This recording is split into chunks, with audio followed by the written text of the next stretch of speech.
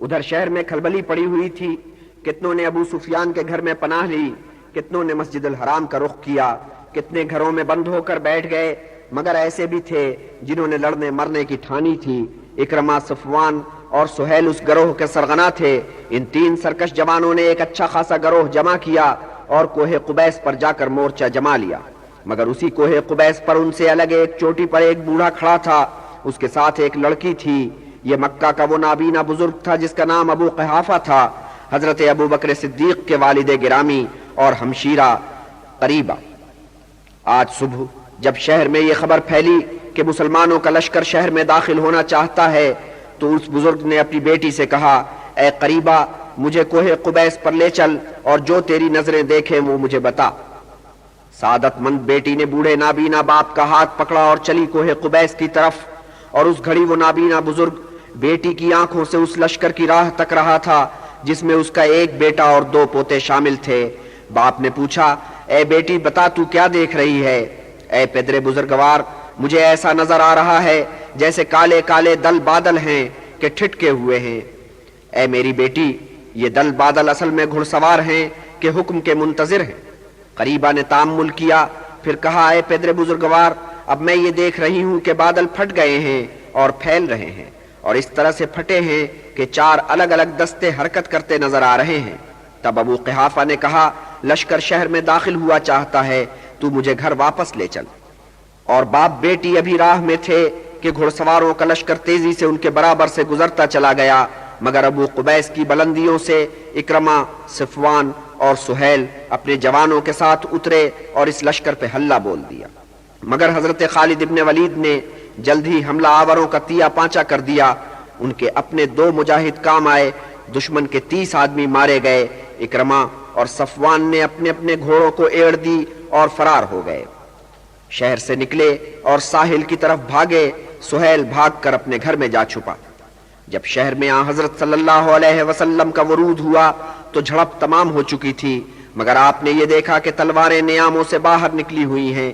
اس پر آپ کو تشویش ہوئی۔ آپ نے فرمایا، کیا میں نے تم لوگوں کو قتال سے منع نہیں کیا تھا؟ مگر جب اصحاب نے احوال واقعی آپ کے گوش گزار کیا تو آپ نے فرمایا کہ اس میں بھی اللہ تعالیٰ کی کوئی مصلحت ہوگی۔ حضرت صلی اللہ علیہ وسلم نے دور سے اس سرخ خیمے پر ایک نظر ڈالی جو مسجد الحرام کے قریب ان کے لیے نصب کیا گیا تھا۔ ادھر خیمے میں بی بی ام سلمہ، بی بی میمونہ اور بی بی فاطمہ آپ کی راہ تک رہی تھیں۔ اسی ہنگام بی بی ام ہانی وہاں پہنچی۔ اسلامی آئین نے یہ بات واضح کر دی تھی کہ مسلمان خواتین اور مشرکوں کے درمیان جو بھی شادیاں ہوئی ہیں وہ اب منسوخ ہو چکی ہیں، اور اس کا اطلاق بی بی ام ہانی کی شادی پر بھی ہوتا تھا۔ لیکن بی بی ام ہانی کے 2 سسرالی رشتہ دار ایسے تھے جنہوں نے حضرت خالد ابن ولید کے خلاف لڑائی میں حصہ لیا تھا، اور اب وہاں سے بھاگ کر انہوں نے ان کے گھر آ کر پناہ لی تھی۔ ان 2 میں ایک ابو جہل کا بھائی تھا۔ جب حضرت علی رضی اللہ تعالیٰ عنہ اس بی بی کو سلام کرنے ان کے گھر پہنچے تو انہوں نے ان دونوں کو دیکھ کر تلوار کھینچ لی، مگر بی بی ام ہانی نے ان دونوں پر اپنی چادر ڈال دی اور بولی، اے علی، اس سے پہلے تم مجھے قتل کر دو۔ حضرت علی نے یہ سن کر تلوار نیام میں ڈالی اور خاموشی سے باہر نکل گئے۔ تب ام ہانی نے دروازے میں تالا ڈالا اور حضرت صلی اللہ علیہ وسلم سے اس باب میں بات کرنے کے لیے چلی۔ جب خیمے میں پہنچی تو بی بی فاطمہ نے ان سے کہا، کیا آپ بت پرستوں کو پناہ دیں گی؟ اتنے میں حضرت صلی اللہ علیہ وسلم تشریف لے آئے۔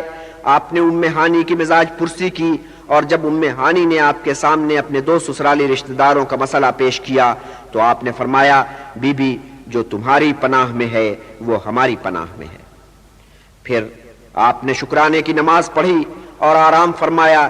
1 گھنٹے کے آرام کے بعد آپ نے اپنی اونٹنی کو طلب کیا، زرہ زیب تن کی، سر پر خود آراستہ کیا اور تلوار کے بجائے ہاتھ میں عصا تھاما اور اونٹنی پر سوار ہو گئے۔ جب خیمے سے باہر برآمد ہوئے تو وہاں کتنے لوگ صف بستہ کھڑے تھے۔ آپ مسجد الحرام کی طرف چلے۔ آپ کے جلو میں یہ پورا جلوس چلا۔ پہلے آپ خانہ کعبہ کے جنوب مشرقی گوشے کی طرف گئے، وہاں حجر اسود کو عصا سے بسد احترام مس کیا اور فرمایا، اللہ اکبر۔ جو لوگ وہاں موجود تھے انہوں نے بھی اللہ اکبر کی آواز بلند کی۔ یہ آواز مسجد الحرام تک گئی۔ پوری مسجد اور پھر پورا مکہ اللہ اکبر کی آواز سے گونج اٹھا۔ پھر آپ نے خانہ کعبہ کا 7 مرتبہ طواف کیا۔ محمد ابن مسلمہ نے مہار ناقہ تھام رکھی تھی۔ پچھلے حج پر یہ شرف خزرج کے ایک شخص کو ملا تھا، اس مرتبہ بنی اوس کے ایک فرزند کو یہ سعادت نصیب ہوئی۔ طواف کے بعد آپ نے بتوں کا جائزہ لیا، تعداد میں 360 تھے اور خانہ کعبہ کے گردا گرد نصب تھے۔ آپ نے اپنا عصا بلند کیا اور بآواز بلند کہا، جاء الحق وزهق الباطل، اور ایک ایک بت پر عصا مارا، بت ایک ایک کر کے سرنگوں ہوتے چلے گئے۔ یہ کام انجام دینے کے بعد آپ اونٹنی سے اترے اور مقام ابراہیم پر پہنچ کر نماز ادا کی۔ پھر آپ چاہے زمزم پر تشریف لے گئے، وہاں حضرت عباس رضی اللہ تعالی عنہ نے آپ کو پانی پلایا اور بنی ہاشم کو جو حاجیوں کو پانی پلانے کا حق حاصل چلا آتا تھا اس کی توثیق کی۔ اسی اثنا میں حضرت علی رضی اللہ تعالی عنہ کلید کعبہ لے کر آئے اور حضرت صلی اللہ علیہ وسلم کی خدمت میں پیش کی۔ حضرت عباس نے درخواست کی کہ خانہ کعبہ کی تولیت بھی انہی کے خاندان کو عطا کی جائے۔ تب حضرت نے فرمایا، اے چچا، میں آپ کو صرف وہ دوں گا جس سے آپ کو محروم کیا گیا، وہ نہیں جس کی وجہ سے دوسرے محرومی کا شکار ہو جائے۔ پھر آپ نے بنی عبد الدار کے نمائندے کو طلب کیا، وہ عثمان ابن طلحہ تھے جو خالد ابن ولید اور عمر کے ہمراہ مدینہ میں آپ کی خدمت میں حاضر ہوئے تھے۔ آپ نے کلید کعبہ انہیں عطا کی اور اس طور یہ طے کر دیا کہ کعبہ کے متولی بنی عبد الدار ہی رہیں گے۔ عثمان ابن طلحہ رضی اللہ تعالی عنہ نے مؤدبانہ کلید کعبہ سنبھالی، پھر جا کر خانہ کعبہ کا قفل کھولا۔ رسول پاک صلی اللہ علیہ وسلم خانہ کعبہ میں داخل ہوئے۔ حضرت بلال اور حضرت اسامہ آپ کے پیچھے پیچھے چل رہے تھے۔ آپ نے تھوڑی دیر خانہ کعبہ کے اندر قیام کیا، پھر حضرت عثمان ابن طلحہ رضی اللہ تعالی عنہ سے کلید لے کر دروازہ کھولا جسے آپ نے داخل ہونے کے بعد بند کرا دیا تھا۔ دروازہ کھول کر باہر آئے، دہلیز میں کھڑے ہوئے اور فرمایا، تعریف اس پروردگار کی جس نے اپنا وعدہ پورا کیا، اپنے بندے کی مدد کی اور قبائل کو سرنگوں کیا۔ اس عرصے میں باہر ایک مجمع جمع ہو گیا تھا۔ اب صرف وہی لوگ نہیں تھے جنہوں نے مسجد الحرام میں پناہ لی تھی، وہ لوگ بھی گھروں سے نکل کر آ گئے تھے جو لشکر اسلام کی آمد کے ہنگام دروازے بند کر کے اپنے گھروں میں بیٹھ گئے تھے۔ حضرت صلی اللہ علیہ وسلم نے ان سے خطاب فرمایا، اے لوگو، اب تم کیا کہتے ہو اور کیا سوچتے ہو کہ میں تم سے کیا سلوک کروں گا؟ ادھر سے جواب آیا، ہمیں آپ سے بہتر سلوک کی توقع ہے۔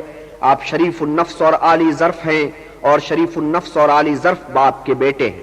تب آپ نے فرمایا، اے لوگو، میں تم سے وہی بات کہتا ہوں جو حضرت یوسف نے اپنے بھائیوں سے کہی تھی، آج کے دن تمہاری کوئی سرزنش نہیں، کوئی ملامت نہیں، اللہ تعالیٰ نے تمہیں معاف کیا، اور بے شک اللہ تعالیٰ رحم کرنے والوں میں سب سے بڑھ کر رحم کرنے والا۔ اس اثنا میں حضرت ابو بکر صدیق رضی اللہ تعالیٰ عنہ مسجد الحرام سے نکل کر اپنے والد بزرگوار کی خدمت میں پہنچ گئے تھے، اور اب وہ نابینا باپ کا ہاتھ پکڑ کر انہیں حضرت کی خدمت میں لا رہے تھے۔ پیچھے پیچھے ان کی بہن قریبہ چلی آ رہی تھی۔ حضرت صلی اللہ علیہ وسلم نے ابو قحافہ کو اس طرح آتے دیکھا تو فرمایا، اے ابو بکر، اس مرد بزرگ کو تم بے آرام نہ کرتے تو اچھا ہوتا، میں خود ان کے پاس جاتا۔ حضرت ابو بکر صدیق رضی اللہ تعالیٰ عنہ نے جواب دیا، یا رسول اللہ، گھر جا کر ملنا آپ کے شایان شان نہیں تھا، مناسب یہی تھا کہ میرا باپ آ کر آپ سے نیاز حاصل کر۔ حضرت صلی اللہ علیہ وسلم نے ابو قحافہ کے ہاتھ میں اپنا ہاتھ دیا، انہیں اپنے سامنے بٹھایا، کلمہ پڑھنے کی دعوت دی۔ ابو قحافہ نے کلمہ پڑھا اور مشرف باسلام ہو گئے۔ حضرت صلی اللہ علیہ وسلم نے اس کے بعد چند احکام جاری کیے۔ حکم دیا کہ حبل کے ٹکڑے ٹکڑے کر دیے جائیں، سرنگوں تو وہ پہلے ہی ہو چکا تھا، ساتھ ہی حکم دیا کہ سب بتوں کو جلا کر خاک کر دیا جائے۔ اسی کے ساتھ شہر میں اعلان کرا دیا کہ جن گھروں میں بت رکھے ہیں ان گھر والوں کو چاہیے کہ ان بتوں کو توڑ پھوڑ ڈالیں۔ اس کے بعد آپ کوہ صفا پر تشریف لے گئے۔ یہ وہی مقام بلند تھا جہاں سے آپ نے پہلی بار اہل قریش کو خطاب کیا تھا۔ یہاں مکہ کے لوگ قطار اندر قطار آئے، آپ کی اطاعت قبول کی اور مشرف باسلام ہوئے۔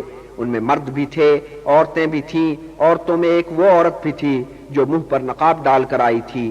اسے اندیشہ تھا کہ قبول اسلام سے پہلے حضرت صلی اللہ علیہ وسلم نے اسے دیکھ لیا تو اس کا سر قلم کرا دیں گے۔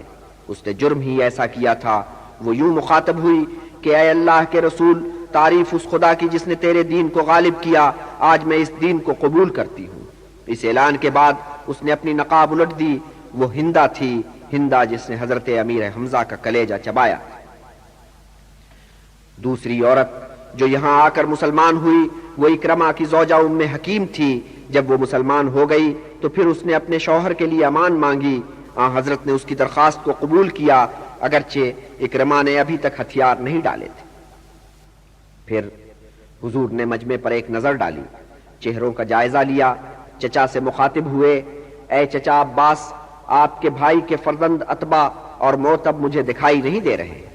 عتبہ اور موتب ابو لہب کے بیٹے تھے، اور عتبہ وہ نوجوان تھا جس نے باپ کے دباؤ میں آ کر بی بی رقیہ کو چھوڑ دیا تھا۔ وہ یہاں آنے سے ڈر رہے تھے، کہیں منہ چھپا کر بیٹھ رہے تھے۔ حضرت عباس حضرت کے اشارے پر انہیں لے کر آئے۔ وہ حضرت کی خدمت میں حاضر ہوئے اور اسلام قبول کیا۔ مکہ سے فراغت پا کر حضور مکہ کے نواح کی طرف متوجہ ہوئے۔ یہاں سے بہت قریب نخلا کا مقام تھا جہاں عزا کا بتخانہ تھا۔ حضور نے حضرت خالد ابن ولید کو ہدایت کی کہ جاؤ اور عزا کے بتخانے کو ڈھا دو۔ اس بتخانے کے پروہت کو جب یہ اطلاع ملی تو اس نے اپنی تلوار دیوی کے گلے میں لٹکا دی اور کہا کہ اے دیوی، اب تو اپنی حفاظت آپ کر، یا تو خالد کو ہلاک کر دے یا پھر خدا واحد پر ایمان لے آ۔ حضرت خالد ابن ولید نے بتخانے کو ڈھا دیا، بت کو چکنا چور کر دیا اور مکہ واپس آ گئے۔ حضور نے پوچھا، اے خالد، کیا تجھے وہاں کچھ نہیں دکھائی دیا؟ حضرت خالد ابن ولید نے جواب دیا، یا حضرت، مجھے تو وہاں کچھ بھی نہیں دکھائی دیا۔ حضور نے فرمایا، پھر اے خالد، اس کا مطلب یہ ہے کہ تو نے اسے ختم نہیں کیا ہے، واپس جا اور اسے ہلاک کر۔ حضرت خالد ابن ولید رضی اللہ تعالیٰ عنہ واپس اس مقام پر پہنچے اور انہوں نے دیکھا کہ بتخانے کے ملبے میں سے ایک عورت برآمد ہوئی ہے، مادرزاد برہنہ، کالی بھجنگ، لمبے لمبے الجھے بکھرے بال۔ خالد نے اسے دیکھا تو ان کے جسم میں خوف سے تھرتھری دوڑ گئی، مگر پھر فوراً ہی سنبھل گئے، نعرہ مارا، اے عزا، تیری پرستش کے دن لد گئے، یہ کہہ کر تلوار کا وار کیا اور اس کے ٹکڑے کر دی۔ مکہ واپس آ کر حضرت خالد ابن ولید نے اپنا کارنامہ حضرت کے حضور بیان کیا اور پھر یوں عرض کیا، تعریف کرتا ہوں میں اس خدا کی جس نے ہمیں تباہ ہونے سے بچا لیا۔ میں اپنے باپ کو دیکھا کرتا تھا کہ کس طرح وہ 100 اونٹ اور بھیڑے لے جا کر عزا کو بھیٹ چڑھاتا تھا، وہاں معبد میں 3 دن قیام کرتا اور پھر واپس آ کر خوشی مناتا کہ اس نے اپنا فریضہ انجام دے دیا۔ مکہ کے کم و بیش سبھی لوگ اب اسلام قبول کر چکے تھے، مگر 3 شخص سخت ہڈی کے نکلے، سہیل، صفوان اور اکرمہ، مگر رفتہ رفتہ یہ تینوں بھی نرم پڑتے چلے گئے۔ پہلے سہیل کی قوت مزاحمت نے جواب دیا، اس نے اپنے بیٹے عبداللہ کو حضرت کی خدمت میں بھیجا اور جان کی امان مانگی۔ حضور نے فرمایا، سہیل اللہ کی امان میں ہے۔ تب سہیل کے گھر میں بند ہو کر بیٹھا تھا باہر نکلا، مگر ابھی اسے اسلام قبول کرنے میں تامل تھا۔ صفوان نے سمندر پار جانے کی ٹھانی تھی، اس کے بھائی عمیر نے عین وقت پر پہنچ کر اسے کشتی سے اتارا اور کہا کہ میں نے تیرے لیے 2 ماہ کی مہلت حاصل کر لی ہے، مگر صفوان کو یقین نہیں آ رہا تھا کہ اسے حضور کی طرف سے کسی قسم کی رعایت مل سکتی ہے۔ عمیر پھر حضرت کی خدمت میں پہنچا اور حضرت نے امان کی نشانی کے طور پر اپنا ماما اسے بھجوایا۔ تب اسے اعتبار آیا اور خود حضرت کی خدمت میں حاضر ہوا اور وہ یوں گویا ہوا کہ اے رسول، عمیر نے مجھے بتایا کہ اگر میں اسلام قبول کر لوں تو پھر میں امان پاؤں گا، اگر ایسا نہ کیا تو میرے لیے بس 2 ماہ کی مہلت ہے۔ حضور نے فرمایا، اے صفوان، تیرے لیے 4 ماہ کی مہلت ہے، اس عرصے میں سوچ سمجھ لے اور اطمینان سے مکہ میں دن گزار۔ سب سے آخر میں اکرمہ حضرت کی خدمت میں حاضر ہوا، مگر اس نے اسلام ان دونوں سے پہلے قبول کیا۔ اس نے منصوبہ یہ باندھا تھا کہ کشتی میں بیٹھ کر حبشہ کی طرف نکل چلو، مگر جب وہ کشتی میں بیٹھنے لگا تو کشتی کے کپتان نے کہا کہ اے اکرمہ، میں نے اس مقصد سے کہ سفر بخیر و عافیت گزرے ہر مسافر کے لیے شرط رکھی ہے کہ وہ خدا واحد کا اقرار کرے پھر جہاز میں بیٹھے، تو پہلے تو کلمہ پڑھ اور پھر جہاز میں بیٹھ۔ کپتان نے عجیب طرح سے یہ بات کہی، لا الہ الا اللہ کے الفاظ اکرمہ کی روح میں اتر گئے، مگر اس کے ساتھ ہی اسے یہ خیال آیا کہ اگر مجھے خدا واحد کی وحدانیت کا اقرار ہی کرنا ہے تو جہاز میں بیٹھ کر کیوں کروں، اسی سے بچنے کے لیے تو میں یہاں سے بھاگ رہا تھا۔ سو وہ جہاز پر بیٹھ کر اتر آیا۔ ادھر اس کی زوجہ بھی آن پہنچی اور بتایا کہ رسول پاک کی طرف سے تجھے امان مل گئی ہے سو مکہ واپس چل۔ اکرمہ واپس مکہ گیا اور آن حضرت کی خدمت میں پہنچ کر مسلمان ہو گیا۔ اہل قریش کی قلب ماہیت ہو چکی تھی، کیسے کیسے کافر نے کلمہ پڑھا اور مسلمان ہو گیا۔ اب مکہ مسلمانوں کا شہر تھا، مگر بنی حوازن اپنے ہٹ پہ قائب تھے۔ جب انہوں نے یہ سنا کہ عزا کا بت خانہ ڈھا دیا گیا ہے تو انہیں اندیشہ ہوا کہ عزا کے بعد لات کی باری آئے گی۔ انہوں نے بیڑا اٹھایا کہ سر دھڑ کی بازی لگائیں گے مگر لات کے بت خانے پر آنچ نہیں آنے دیں گے۔ بس انہوں نے لڑائی کی تیاریاں شروع کر دیں۔ حضرت کو مکہ میں ابھی ایک پندرواڑہ گزرا تھا، ادھر طائف کے شمال میں اتنے عرصے میں بنی حوازن نے 20,000 کا لشکر تیار کر لیا۔ حضور نے جب یہ سنا تو بنی حوازن کی سرکوبی کے لیے نکل کھڑے ہوئے۔ بنی عبد شمس کے ایک شخص کو مکہ کے اختیار سپرد کیا اور خود پورا لشکر لے کر طائف کی سمت روانہ ہوئے۔ اب اس لشکر میں 2,000 قریش بھی شامل ہو گئے تھے۔ بنی حوازن مقابلے کے لیے کمریں کس رہے تھے۔ بنی حوازن کے جن قبیلوں نے اس مہم میں شرکت کی وہ تھے بنی ثقیف، بنی نصر، بنی جشم، بنی سعد ابن بکر۔ لشکر کا سالار بنی نصر کا ایک جوان تھا جس کا نام مالک تھا۔ ویسے تو ابھی وہ 30 کے سن میں تھا لیکن تھا مرد جری، دور دور تک اس کی جرأت و ہمت کا ڈنکا بجتا تھا۔ اس نے یہ حکم جاری کیا کہ لشکری اپنے مویشیوں اور بیوی بچوں کو لے کر محاذ جنگ کی طرف چلیں۔ بزرگوں نے اس اقدام کی مخالفت کی تھی مگر مالک کا موقف یہ تھا کہ بیوی بچے اور مویشی ساتھ ہوں گے تو لڑنے والے جان توڑ کر لڑیں گے۔ مالک نے 3 مخبروں کو بھیجا کہ جاؤ اور مکہ سے چلنے والے لشکر کا بھید لے کر آؤ۔ یہ مخبر جب واپس آئے تو ان کے چہروں کے رنگ فق تھے اور اڑے ہوئے تھے۔ انہوں نے کہا کہ اے مالک ابن عوف، ہم نے دیکھا کہ سفید براق مردان دلیر ابلقی گھوڑوں پر سوار ہے۔ دوسرا بولا اے مالک ابن عوف، وہ زمین کی مخلوق تو لگتے نہیں تھے، ہم نے انہیں دیکھا اور جانا کہ ہمارا مقابلہ کسی آسمانی مخلوق سے آ پڑا ہے۔ مالک ابن عوف نے انہیں بزدل ٹھہرایا اور انہیں نظر بند کر لیا اس اندیشے سے کہ کہیں ایسی باتیں کر کے وہ لشکر میں بددلی نہ پھیلا دیں۔ پھر اس نے اپنی دانست میں ایک مرد جری کو مخبری پہ مامور کیا مگر وہ بھی حواس باختہ واپس آیا اور کہا کہ انہیں تو دیکھ کر خوف آتا ہے۔ مالک ابن عوف پر ان بیانات کا کوئی اثر نہ ہوا۔ اس نے لشکر کو کوچ کا حکم دیا، ہدایت یہ کی کہ وادی حنین میں پہنچنا ہے۔ اسے یقین تھا کہ مسلمانوں کا لشکر اس راہ سے گزرے گا۔ وادی حنین میں پہنچ کر اس نے ایسے مقام پر لشکر کو ٹھہرنے کا حکم دیا جہاں سے آگے راستہ نشیب میں جاتا تھا اور جس کے دونوں طرف گھاٹیاں پھیلی ہوئی تھیں۔ ان گھاٹیوں میں سے کچھ گھاٹیاں خاص وسعت رکھتی تھیں، وہ اوپر سے تو نظر آتی تھیں لیکن نیچے سے دیکھنے پر بالکل دکھائی نہیں دیتی تھیں۔ ان میں سے ایک گھاٹی میں مالک نے اپنا گھڑ سواروں کا رسالہ چھپا دیا، انہیں ہدایت کی کہ جب میں اشارہ کروں تو دشمن پر ٹوٹ پڑنا۔ باقی لشکر نے گھاٹی کے دہانے کے قریب مورچہ قائم کر لیا۔ مسلمانوں کا لشکر قدم بڑھاتا، جوش و خروش دکھاتا وادی میں داخل ہوا۔ وادی میں جب وہ داخل ہوا ہے تو ابھی صبح کی سفیدی نمودار نہیں ہوئی تھی، ابھی آسمان بھی ابرآلود تھا، سو اچھا خاصا اندھیرا تھا۔ حضرت خالد ابن ولید کا رسالہ ہراول دستہ تھا، اس دستے میں اور سواروں کے علاوہ بنی سلیم کے شہ سوار بھی شامل تھے۔ اس کے پیچھے مکہ والوں کا رسالہ چل رہا تھا۔ حضرت صلی اللہ علیہ وسلم لشکر کے قلب میں تشریف رکھتے تھے، آپ دلدل پر سوار تھے۔ انصار اور مہاجرین کا دستہ آپ کے جلو میں تھا مگر آپ کے آس پاس سب آپ ہی کے قبیلے کے مردان دلیر تھے۔ آپ کے چچیرے بھائی عبداللہ اور ابو سفیان ابن حارث، چچا عباس کے 2 بڑے بیٹے فضل اور قطام اور ابو لہب کے 2 بیٹے۔ عقب میں ان مکیوں کا دستہ تھا جنہوں نے ابھی اسلام قبول نہیں کیا تھا۔ خالد ابن ولید کا رسالہ وادی میں جب اتر گیا تو اچانک صبح کے دھندلکے میں بنی حوازن کے لشکر سے آنکھیں چار ہوئیں۔ دیکھا کہ سامنے بلندی پر ایک بڑا لشکر سفارا ہے اور آگے کی راہ مسدود ہے۔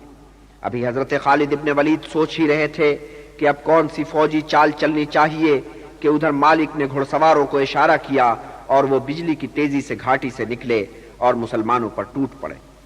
حملہ اتنا اچانک اور اتنا قیامت خیز تھا کہ بنی سلیم کے شہ سواروں کے قدم اکھڑ گئے، مکیوں کی صفوں میں بھی انتشار پھیل گیا۔ یہ جوان جس راہ سے آئے تھے اس راہ واپس ہوئے۔ اسلامی لشکر میں ابتری پھیلی ہوئی تھی، صفیں الٹ پلٹ تھیں، مجاہدوں کے قدم اکھڑے ہوئے تھے، گھوڑوں کا ہنہنانا، اونٹوں کا بلبلانا بس قیامت صغریٰ کا نقشہ تھا۔ اس قیامت کے بیچ رسول پاک صلی اللہ علیہ وسلم ستون کی مثال اپنے مقام پر جمے کھڑے تھے۔ جانثاروں نے آپ کو حلقے میں لے رکھا تھا۔ حارث کے بیٹے ابو سفیان نے دلدل کی باغ تھام رکھی تھی۔ حضور نے بھاگنے والے رفقا کو پکارا، مگر شور اتنا تھا کہ کان پڑی آواز سنائی نہیں دیتی تھی۔ تب آپ نے چچا عباس سے رجوع کیا، جن کی آواز بہت بلند تھی، اور حضرت عباس نے بڑی آواز سے پکارا، اے ببول کی چھاؤں میں بیعت کرنے والے رفیقو، اے شجری حلیفو۔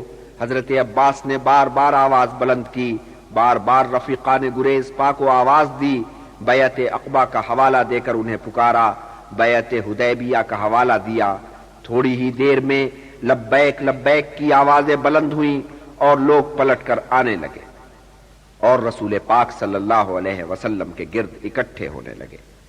اب یلغار کرتے ہوئے دشمن سے ڈٹ کر مقابلہ ہونے لگا، اور حضرت صلی اللہ علیہ وسلم نے یوں کیا کہ مٹھی بھر کنکریاں لے کر دشمن کی طرف پھینکی، اور اس کے ساتھ ہی اچانک جنگ کا پانسا پلٹ گیا۔ دشمن کے قدم اکھڑ گئے۔ مالک بہت بے جگری سے لڑا، مگر پسپائی اس کا مقدر تھی۔ بنی ثقیف کے سورماؤں کو سمیٹ کر میدان جنگ سے کھسک گیا اور طائف کی فصیلوں کے پیچھے جا کر پناہ لی۔ باقی لشکر کا نخلا کے مقام تک تعاقب کیا گیا، وہاں تک جا کر اسلامی لشکر اپنے پڑاؤ پر واپس آ گیا۔ بنی حوازن کی عورتوں اور بچوں کو کہ لشکر کے ہمراہ تھے اسیر بنا لیا گیا۔ کتنے اونٹ، بھیڑیں، بکریاں اور ساتھ میں 4000 آؤنس کے برابر چاندی، یہ مال غنیمت کے طور پہ ہاتھ آیا۔ بنی حوازن کے لشکر میں ایک دستہ بنی سعد ابن بکر کا تھا۔ یہ وہی قبیلہ تھا جس کے بیچ حضور نے اپنی شیرخواری اور بچپن کے دن بسر کیے تھے۔ انہی میں ایک سن رسیدہ خاتون تھی جس نے اپنے اسیر کرنے والوں کو جھڑکا کہ بدنصیبو، تم اپنے رسول کی بہن کو اسیر بناتے ہو۔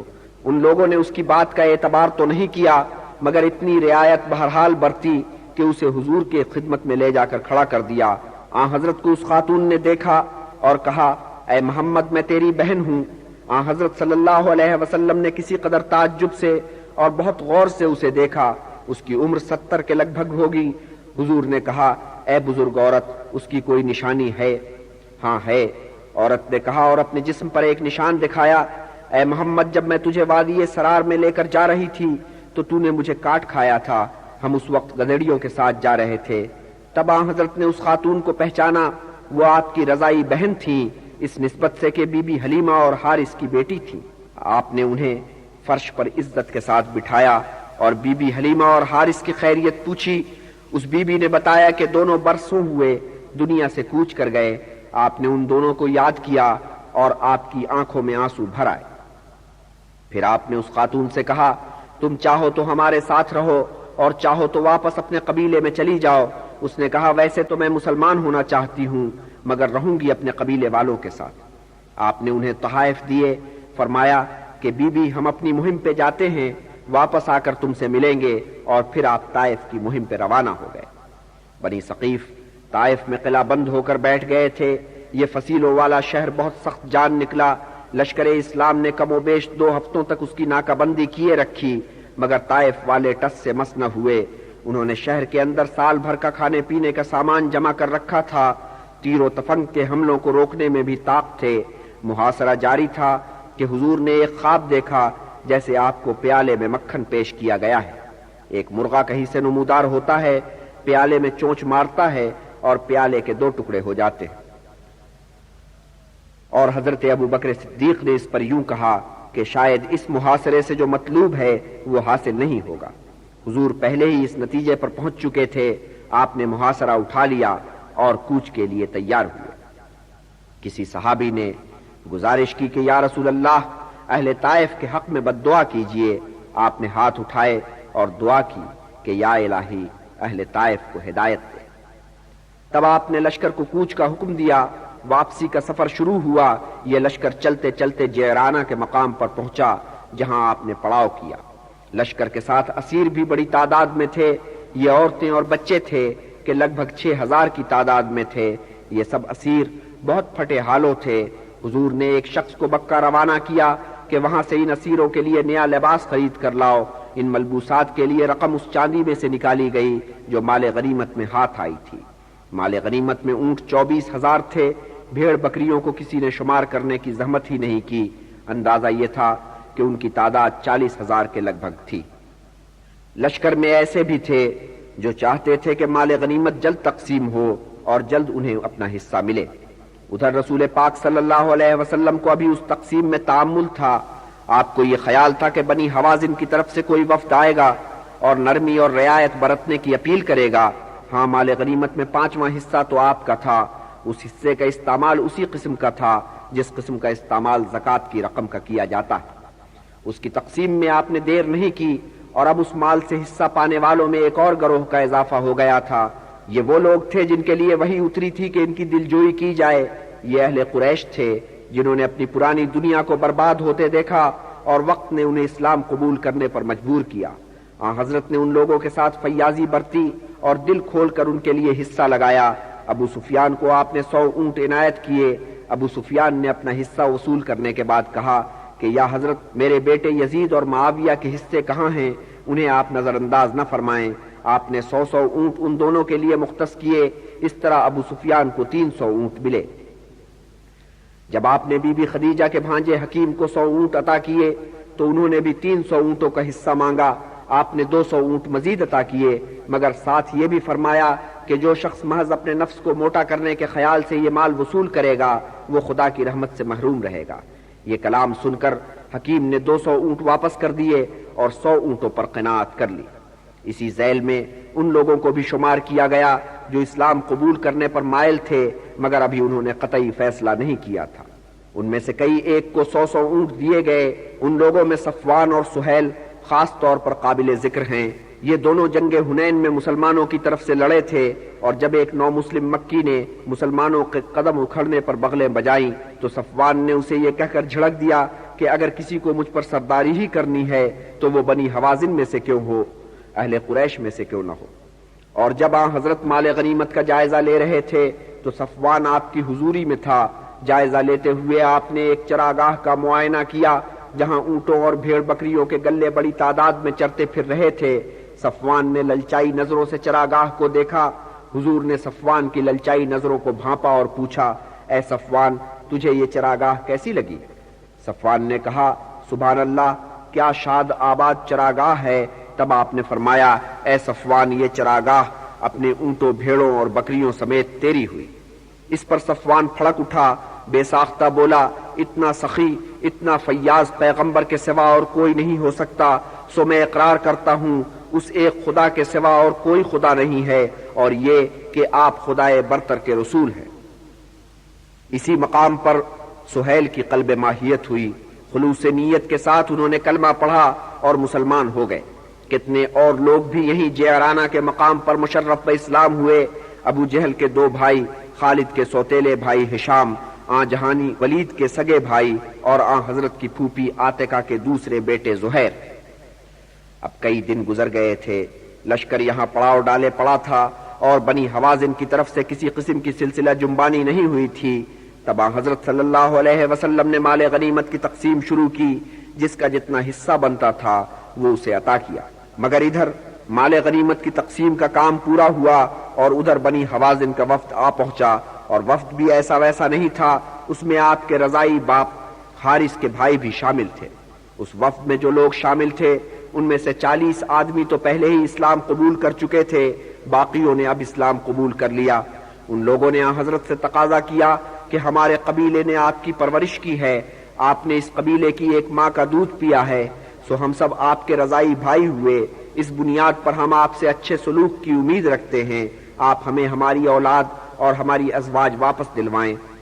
حضور نے فرمایا، اے لوگوں، ان میں سے جو عورتیں اور بچے میرے حصے میں اور بنی عبد المطلب کے حصے میں آئے ہیں، سمجھو کہ وہ تمہیں واپس مل گئے۔ باقی جو اسیر دوسروں کے حصے میں چلے گئے ہیں ان کے متعلق میں تمہیں مشورہ دیتا ہوں کہ آج جب ظہر کی نماز ہو تو تم وہاں موجود رہنا اور نماز کے بعد اپنی درخواست سب کے سامنے پیش کرنا۔ ان لوگوں نے ایسا ہی کیا۔ نماز ظہر کے بعد حضرت کی خدمت میں اپنی درخواست پیش کی۔ حضور نے لوگوں سے مخاطب ہو کر فرمایا، اے مسلمانوں، یہ لوگ اپنے بیوی بچوں کی واپسی کے لیے التجا کر رہے ہیں، تم اس باب میں کیا کہتے ہو؟ مہاجرین و انصار نے حضور کی خواہش کو جانا اور بلا تعامل اپنے اپنے حصے کے اسیر آپ کے حوالے کر دیے۔ قبائل میں سے بھی بعض نے ایسا ہی کیا، مگر بعض نے اپنے حصے کے اسیر واپس کرنے سے انکار کر دیا۔ انہیں سمجھایا بجھایا گیا کہ آئندہ کسی موقع پر تمہارے اس نقصان کی تلافی کر دی جائے گی۔